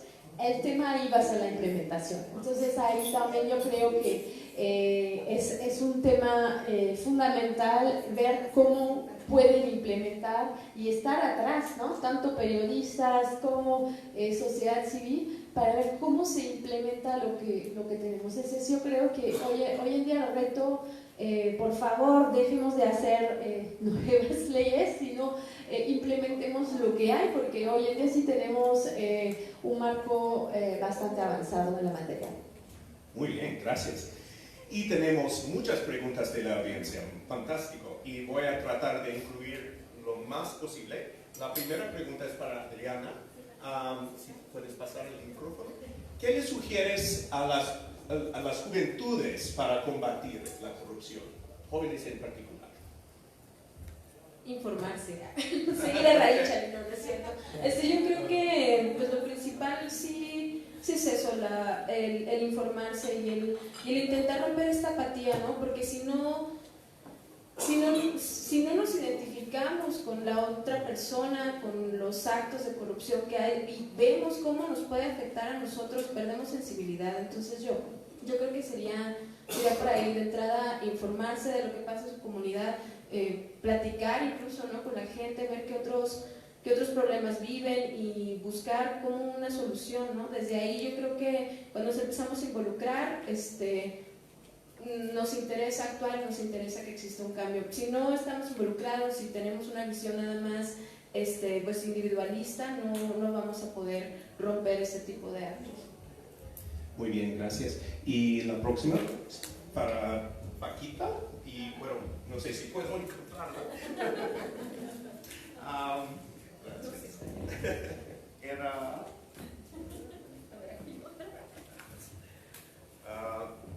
tarjeta naranja. Adriana. ¿Hay más? No me recuerdo exactamente. Pero es esa, sí, gracias. Desde su experiencia y conocimiento, ¿qué le sugiere a la ciudadanía en general, además de la denuncia? Y para mí yo quería agregar algo que es, para la audiencia aquí, ¿qué es algo que cada persona puede hacer para combatir esos tipos de corrupción? Pues el ejercicio de su ciudadanía plena, porque creo que somos corresponsables de lo que sucede en nuestra comunidad y tenemos que reducir estos grandes niveles de desigualdad que yo creo que nos hace ver hacia los grupos la obligación de ver hacia los grupos más vulnerables, más desfavorecidos en este sistema que impacta, toda esta corrupción impacta, afecta al acceso a los derechos básicos de poblaciones como la Sierra Tarahumara, que para mí es una parte muy sensible, que igual no llega el trabajo institucional. El acceso a la información es un elemento básico para poder participar. Los municipios serranos tienen una debilidad institucional que no te explicas, pero que también le puedes dar puedo encontrar que eso favorece el despojo, la captura de la que hablamos, y que hay muchos recursos naturales y que la debilidad institucional que tienen los municipios pues favorece eso. Muy bien, gracias. Y la próxima es una pregunta para Jorge Luis. Hemos hablado mucho de la corrupción de los oficiales, pero obviamente hay corrupción entre periodistas también. Y la pregunta es, ¿cómo evitar que los periodistas caigan en la tentación de caer en conductas antiéticas en sus actividades? Y otra parte es, ¿considera necesario la creación de un observatorio ciudadano que exhiba a esos periodistas que no actúan en una manera ética? Por supuesto que yo estaría de acuerdo en la formación de ese comité de observación, y que los periodistas sean sujetos a rendición de cuentas. El periodismo mexicano ha tenido una historia de corrupción muy grande, por eso es que las audiencias de los periódicos en México son tan reducidas. Yo me he encontrado con periódicos en El Salvador que tienen un tiraje semanal o diario de cerca de 300,000 ejemplares, cuando El Salvador es el país más chiquito de América Latina. Pero uno va y uno pregunta cuál es el tiraje y la circulación del periódico, un periódico importante del país, no pasan de 70,000. Entonces la diferencia es muy grande porque la ciudadanía no cree en los medios, porque se ha ejercido durante décadas un tipo de periodismo que transmite solamente lo que dice alguien en el poder hacia otra persona en el poder, como en lugar de ser, como decía Adriana, un vehículo de transmisión de las preocupaciones ciudadanas, es un vehículo de transmisión de los puntos de vista de los políticos, de las agendas de los periódicos, de los medios, de las televisoras. Todavía está contaminada por la agenda predeterminada de todos los días, y los intereses de los ciudadanos no están ahí. Entonces eso ha ocasionado un ambiente en el cual muchos y muchas periodistas han incurrido en un fenómeno de corrupción, cuando los medios sobreviven de la publicidad gubernamental y hacen todo lo posible para conservarla. En el caso más extremo han sido periodistas que, aparte de informar, se dedican a conseguir publicidad, y en parte porque esos periodistas pues, tienen un salario muy bajo, ¿no? Un periodista en Reynosa, Tamaulipas, que es una comunidad que conozco bien, un periodista puede tener un salario mensual de $3,000 mensuales, ¿no? Contrastado contra, un salario de $3,000 mensuales podría ser un salario bajo en Estados Unidos, pero $3,000 mensuales para un periodista implica que no puede cubrir con los gastos de familia. Entonces, esos periodistas han sido contaminados porque llega un político en campaña y dice, oye, tienes una fiesta, te unos tacos, etc. Te regalo algo, te hago participar en una rifa, en un automóvil, para que escribas dinero. Entonces ahí entra el periodista y se empieza a corromper. Y eso ha ocurrido desafortunadamente también porque es consecuencia de los salarios tan bajos que tienen quienes se dedican al periodismo. Entonces es algo muy necesario. ¿Cómo se evita? Creo que parte de lo que decía Paquita, era respetar el marco ético y concentrarse, saber que el oficio de periodista es un oficio independiente que no guarda lealtad con el poder, como decía Adriana, y que se debe a la gente. La experiencia de aquellos reporteros que fueron a la ciudad de Tijuana a cubrir el acto de campaña de Luis Donaldo Colosio, en que antes de meterse a Lomas Taurinas junto con el candidato, los invitaron a irse de compras a San Diego y casi todos los periodistas se fueron a San Diego porque iban a ir de shopping. Y cuando ellos estaban en San Diego ocurrió el asesinato de Luis Bernardo Colosio. Ahí había corrupción periodística.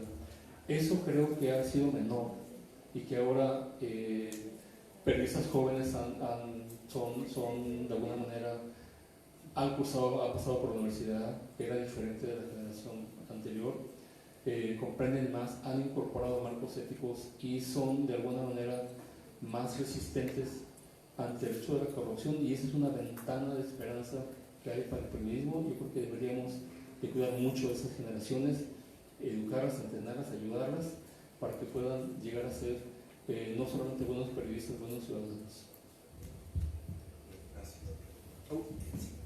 La próxima es para Justin, pero antes de eso, me recuerdo que cuando vivía en Nicaragua había un día del periodista y yo pensaba que, qué bueno que respetan tanto a los periodistas, que hay un día especial para ellos. Y resulta que es un día para sobornar a los periodistas con regalos muy caros.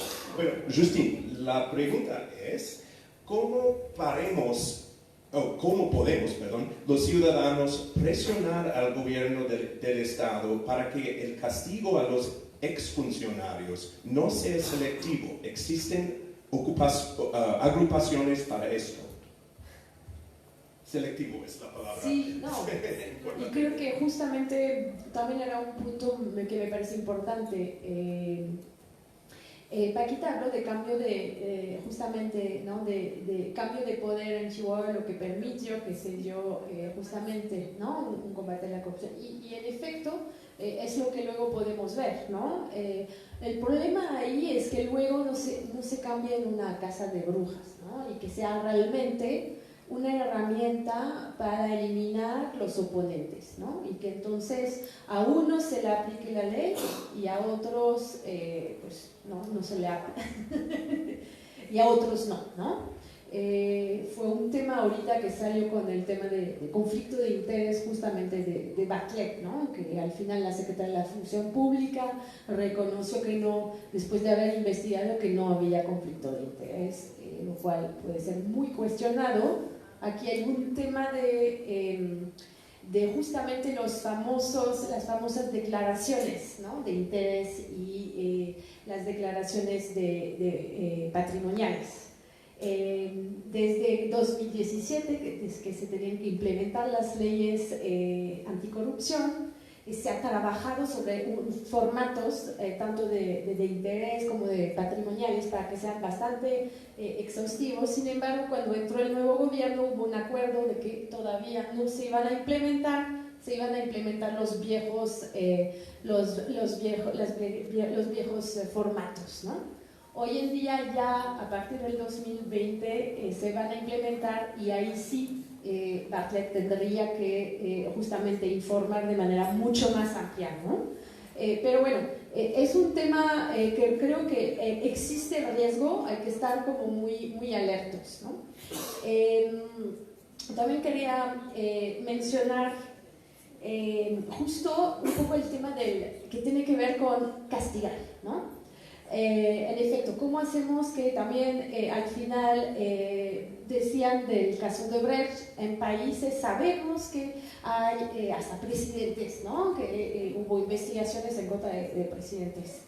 Y creo que hay que tener cuidado con el síndrome del pez gordo que queremos meter a la cárcel, ¿no? Me parece importante, es fundamental, es necesario que justamente haya sanciones, ¿no? A los que cometen actos de corrupción. Sin embargo, el cambio no está solamente aquí, ¿no? Y justo puede también tener límites en que al final se vuelve una herramienta para combatir a los oponentes y aniquilarlos, ¿no? De cierta manera. Lo que es importante es también pensando en el cambio de prácticas, ¿no? Que sean desde nuestras prácticas, ¿no? Como mexicanas y mexicanos, pues sea no dar al poli para el chesco, o esas prácticas que nos han solicitado me imagino ninguna persona en el cuarto aquí no ha pasado, no ha tenido que enfrentar un posible soborno, ¿no? Entonces ahí son cambios de prácticas individuales, pero me parece que también otro tema es las prácticas institucionales, ¿no? Y que no es solamente un tema de que se implemente la ley y que se sancione, sino que se cambien prácticas que permitan estos actos de corrupción. Ahí les doy un ejemplo para terminar. Estábamos hablando justamente, pues, el nepotismo es la posibilidad de poner a cualquiera de su, ¿no?, que tenga un lazo familiar en un puesto porque pues, o voy a decidir o voy a tratar de influir sobre la decisión. En Fundar y en otras organizaciones, desde hace más de 10 años estamos empujando procesos de designación de justamente las personas que encabezan las instituciones importantes del país para que sean transparentes, para que sean claras, para que sean abiertas. Entonces, hemos tratado de incidir sobre el marco normativo, es decir, crear procesos de designación que sean donde hay momentos deliberativos, donde no sea solamente una persona que tome la decisión, sino que tomen, por ejemplo, el Senado le entra. Hemos tratado también de incidir al momento de monitorearlo, y eso sigue siendo, monitorear todos los procesos de designación. En los estados también pasa mucho, monitorear que desde el momento de la convocatoria uno esté enterado, porque de vez en cuando sale la convocatoria y a la semana ya se cerró, ¿no? Entonces, ¿eso qué? ¿Cómo? Y no se publicó. Entonces, desde este momento hasta el cierre del proceso de designación, saber cuáles son los criterios, qué perfil buscan. Entonces, todo esto, a través del monitoreo tratamos de cambiar justamente o limitar las posibilidades, las malas prácticas, ¿no? Y el otro es participar directamente. Hemos ido tanto abriendo espacios de participación ciudadana, los ciudadanos pueden hacer llegar preguntas, las entrevistas son públicas. Luego se ha visto que cuando son públicas hay unos candidatos que luego por sí solos pues se están balconeando, que no saben ni del tema, ¿no? Participando también en comités técnicos. Aquí mismo en Chihuahua participamos, justamente la directora de Fundar participó en el comité de expertos que eligió a la fiscal anticorrupción, ¿no? Bueno, no lo eligió, o sea, eligieron las 3 mejores perfiles que había y luego se mandó al Congreso, ¿no? Entonces, ahí pues es algo que no es punitivo, ¿no? Que no es solamente implementar sanciones, sino que es tratar de cambiar a otro nivel las prácticas y tratar de limitar estos espacios de discrecionalidad y posible actos de corrupción. Muy bien, gracias. He pensado en dar la palabra a la diputada para sus comentarios sobre esos casos y por suerte tengo una pregunta para usted. Y es que existe una propuesta de modificación al Código Penal para tipificar delitos por hechos de corrupción como el nepotismo. Y si quieres agregar algo a lo que ha escuchado del panel, también invitamos sus comentarios. Bueno, pues sí, primeramente estoy muy contenta, muy congratulada de estar aquí, de la invitación que me hicieron. Justamente yo concuerdo mucho con mucho de lo que ha hablado Justin. Precisamente, sí, el combate a la corrupción no se trata solamente de tener leyes, normatividades que ya las tenemos, como ella lo dijo, muy robustas, muy completas.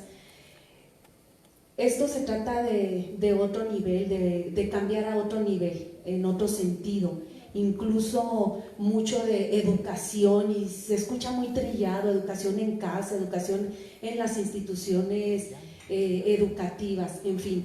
Miren, para ejemplificar les voy a platicar. Yo era secretaria estatal de finanzas en mi partido, aquí en el estado de Chihuahua. Y entonces, antes siempre, en el año electoral, el Instituto Nacional Electoral nos capacitaba sobre el reglamento electoral. Y entonces todos los partidos políticos, como utilizamos dinero público, pues entonces existe una fiscalización y entonces nos capacitaban sobre el reglamento de fiscalización que se va actualizando cada vez.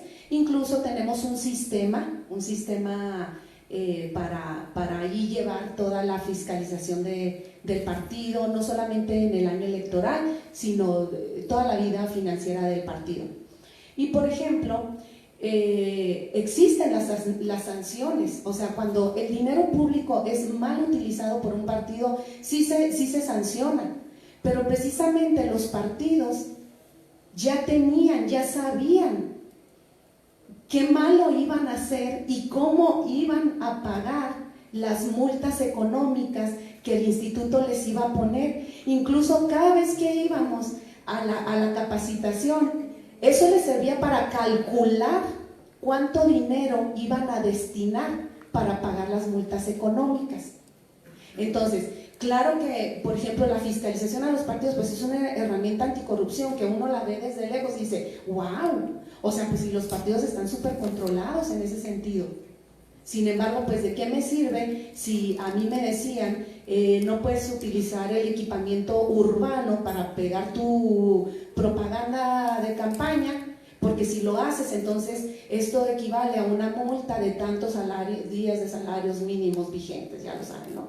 Entonces los partidos que ya sabemos desde siempre llegaban y lo hacían, y al mismo tiempo que lo hacían ya tenían el dinero en la bolsa para pagar la multa.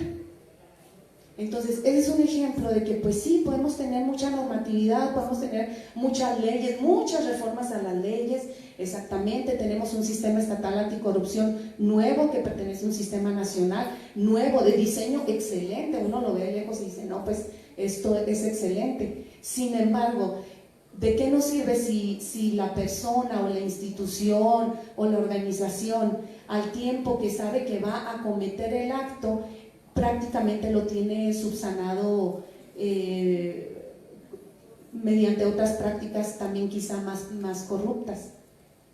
Sí, es un tema grande, es un tema importante, delicado, no solamente desde el punto de vista del periodismo, no solamente desde el punto de vista de la función pública, no solamente como servidores públicos, es un tema como ciudadanos, es un tema como individuos, y pues ahí es donde está el reto mayor, porque insisto, podemos tener las mejores leyes, el mejor sistema estatal, nacional, anticorrupción, podemos seguir haciendo reformas a las leyes que ya existen, podemos combatir el nepotismo, pero mientras sigamos con otras prácticas que parecen menores, como el robo a un hospital, el ejemplo que ponía Justin, pues mientras sigamos con eso, pues la corrupción va a seguirnos dañando.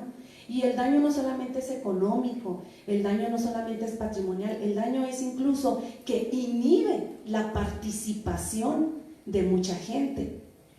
O sea, porque yo, pues ¿para qué quiero entrarle ahí si finalmente siempre ponen al compadre, o si finalmente nadie hace nada? Entonces pues yo me quedo en mi casa callada, haciendo lo que hago, y fin de la historia. Es lo que quería decir. Muy bien, gracias. Tengo una pregunta interesante, no sé exactamente por quién, pero ante la carencia, tanto legal como de proceso, la protección del denunciante, ¿y conocen algún mecanismo en otros estados o países que podamos implementar en Chihuahua para proteger a los denunciantes? Quizás para Paquita. Ya lo comentó Justin, México Link es lo que es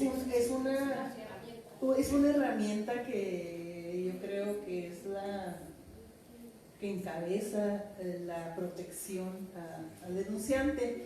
Y precisamente ayer estaba entrando al sistema federal, CIDEC, que se llama, para alertadores ciudadanos en la lucha anticorrupción, y sí tratan y te dicen baje la aplicación Tor, pero ahí hicimos una prueba y no del todo es, aunque te dicen utilice otro sistema de computación, pero a fin de cuentas ninguna entidad del país tiene hasta ahorita quien garantice el anonimato de las personas denunciantes. Okay. Sí, ¿quieres agregar? Sí. No, que ahorita voy a ser contradictoria justamente con lo que había dicho. O sea, hablaba de, en términos de avances, en términos de leyes y de sanciones y de tipificar, ¿no? Justamente tanto de manera las responsabilidades administrativas como en el Código Penal. Pero en el caso de la protección a denunciantes, como bien lo dijo Paquita, ni a nivel estatal ni a nivel federal contamos con una ley general, una ley federal, una ley estatal, que justamente plasme la protección a denunciantes y justo Fundar es parte de un grupo de organizaciones donde está Poder, quien está manejando también justamente México Leaks. Estamos buscando en este caso que sí haya una ley porque ahí sí hay una ausencia legal para este tema bastante fuerte. No es solamente en México, tampoco existe en América Latina, ¿no? Entonces es un tema que es pendiente de justamente poder dar toda la protección al denunciante, la que merece para pues, que justamente la gente denuncie, ¿no? Muy bien, y una pregunta más para Paquita, creo que una pregunta breve, y después una para los periodistas. Me parece muy interesante el denunciatón, cómo se promoverá la utilización de esta herramienta y someramente cómo funcionará. Pues mira, son esfuerzos que se van a hacer en el ámbito aquí local. Como les decía, estamos sumando esfuerzos, cada uno de nosotros trae alguna información valiosa, ha estudiado, ha trabajado algún tema, entonces vamos a ser complementario. Hay organizaciones que se van a entrar en contrataciones públicas, en lo jurídico, ¿qué más?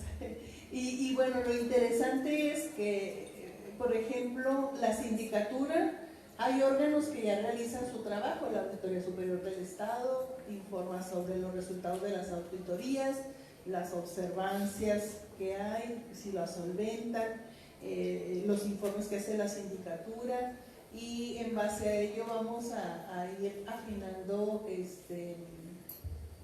información que pueda pues catalogarse como actos de corrupción, porque hay muchos, tenemos ya algunos, entonces se va a hacer un ejercicio participativo con ciudadanía, pues estamos en el proceso de organizarlo, pero sí van a venir observadores a nivel nacional y nos gustaría invitarles, Patrick, porque también aquí es importante, pues como aliados hemos tenido a periodistas valientes, comprometidos con su trabajo, con su profesión, y hay que decirlo, ojalá que tuviéramos más periodistas aquí en Chihuahua, pero sí, el denunciatón pretende ser un referente para precisamente de forma colectiva hacer estas denuncias y también que se sienta más presión y protección para las personas que participamos en estos temas. Muy bien, gracias.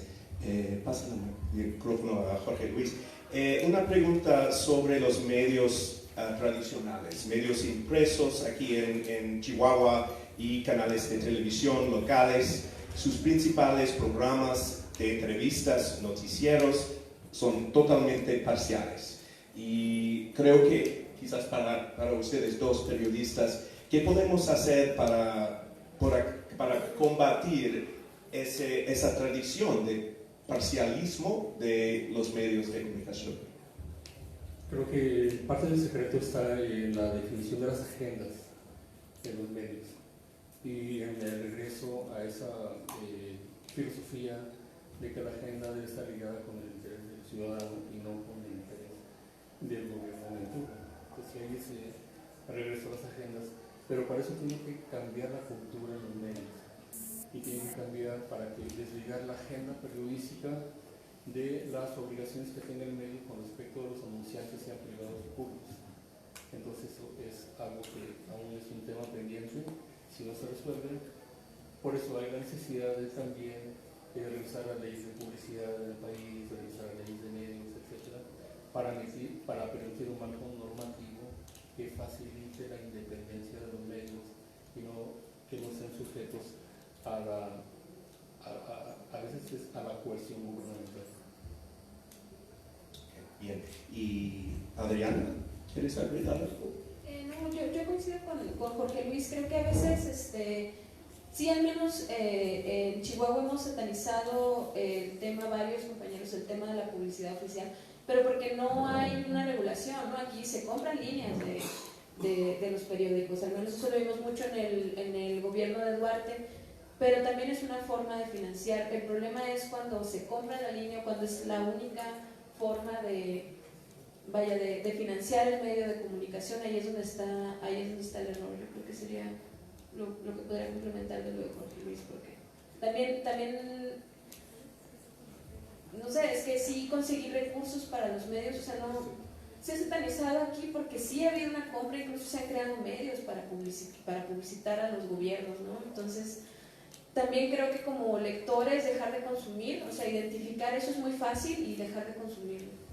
Muy bien. La próxima para Justin, pero puede ser para cualquier panelista, creo que es, ¿has hecho alianzas con periodistas para incidir? Y puede ser en cualquier, hay alianzas entre periodistas y sociedad civil. Sí, creo que son muy fructuosas, ¿no? Porque al final, generalmente, el trabajo del periodista termina cuando ya se publican, ¿no? sus investigaciones, y pues el trabajo de sociedad civil sería más un trabajo de activista tratando de incidir y de que pasen algo, ¿no? Entonces creo que son muy provechosas estas alianzas.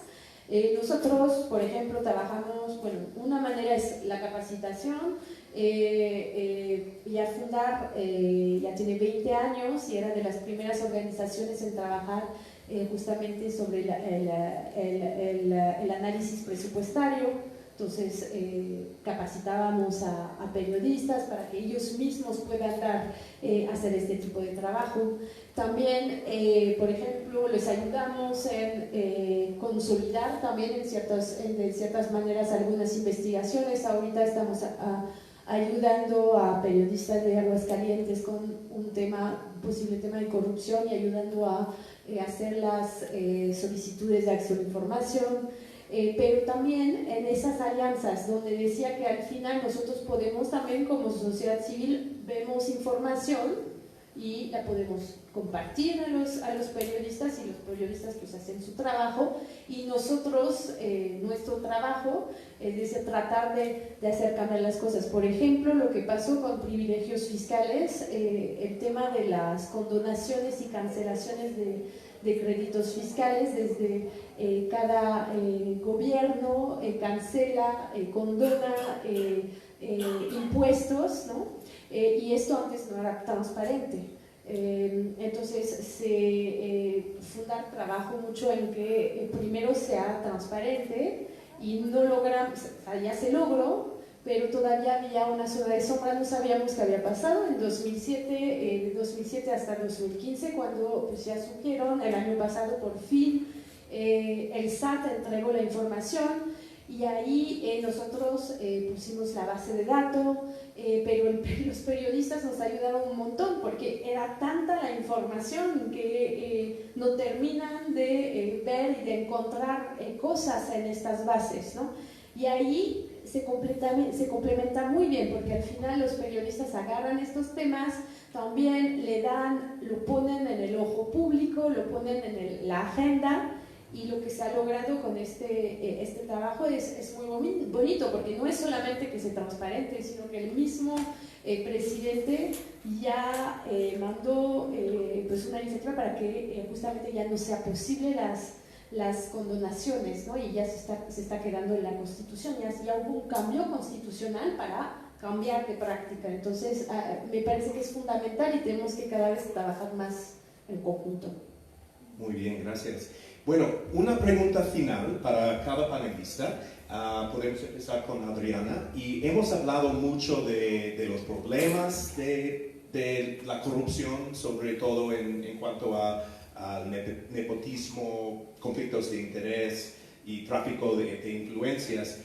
Y también hablamos un poquito sobre los avances, sobre lo que estamos haciendo para luchar contra esa corrupción.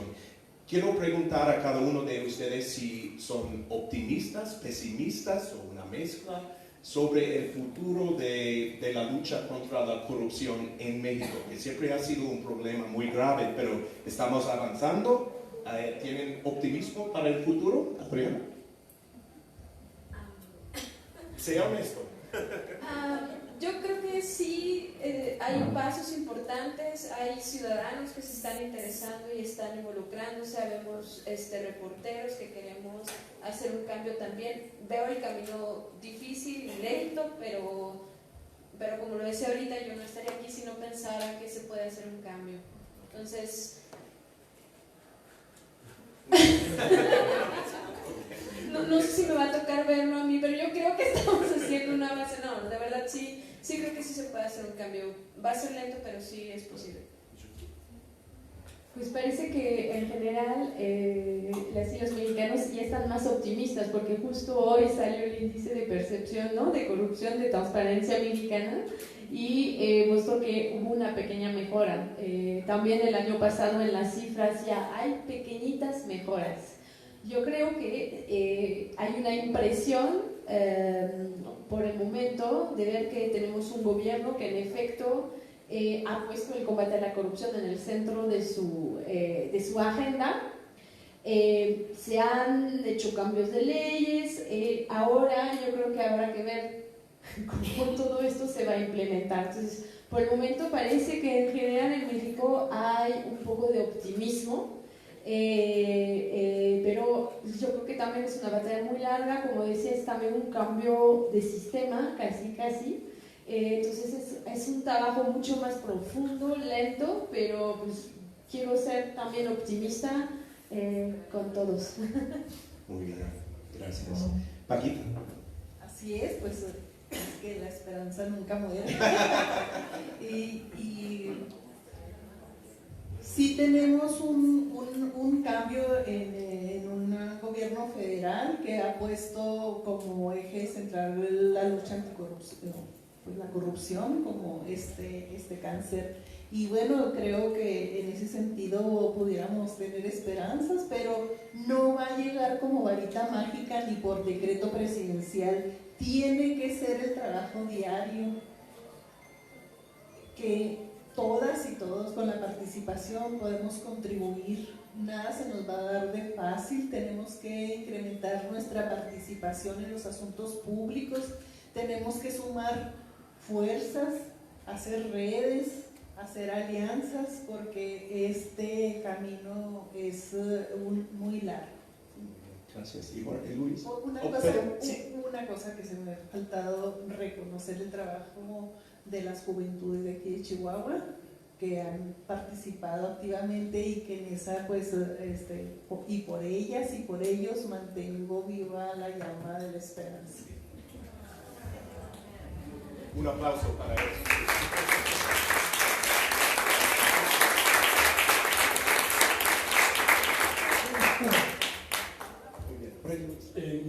Muy breve sería un optimismo moderado. Ok, muy breve. Gracias. Ok, bueno, muchas gracias a los panelistas para una discusión muy interesante y muy fructífera. Un aplauso para los panelistas.